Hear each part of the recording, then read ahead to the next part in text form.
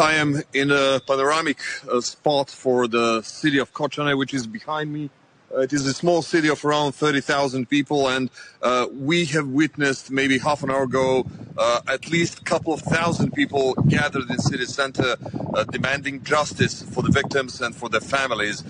We have seen them chanting, and we can even hear right now, can hear them chanting against the government, against those who are to blame for this. They want to have answers. Who is to blame for this horrible tragedy? In the meantime, earlier in the morning, the mayor of Kocani resigned. He declared that as a moral act. He rejects any kind of personal responsibility for this event, for this tragedy, and of course he said that he is available to the authorities for any further investigation, and people here demand to know who is to blame. But let's hear and let's see our report from Sunday, from the place where actually this tragedy happened. On Sunday evening in Kocani's town center, people came to light candles to honor those lost in the nightclub fire less than 24 hours before. Surrounded by an eerie silence, hundreds queued to pay their respects. It is an enormous tragedy to take in for a city of only 30,000 people. These exclusive videos obtained by CGTN from a first responder witness show the inferno that engulfed the club, as well as the rescue efforts that followed. Victims carried out of the club were checked for signs of life. They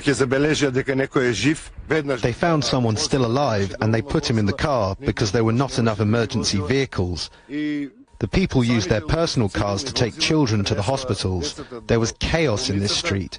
Some were heading to the hospital and others were coming to find their loved ones. The young were in panic. The parents were crying and screaming.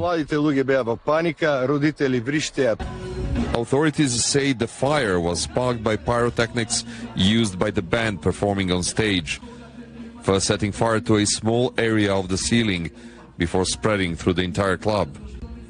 There was only one entry and exit point for the entire club, which triggered further panic, and they crushed at the door as the hundreds trapped inside struggled to flee.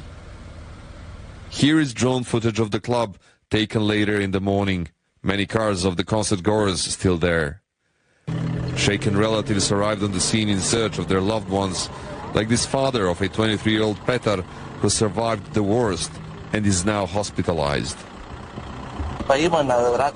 His hands are covered in burns and so is his head. He's complaining about difficulties breathing, and they sent him to the hospital in Skopje. His friend called me in the middle of the night to tell me what happened, and he was taken to hospital by the people who came to help.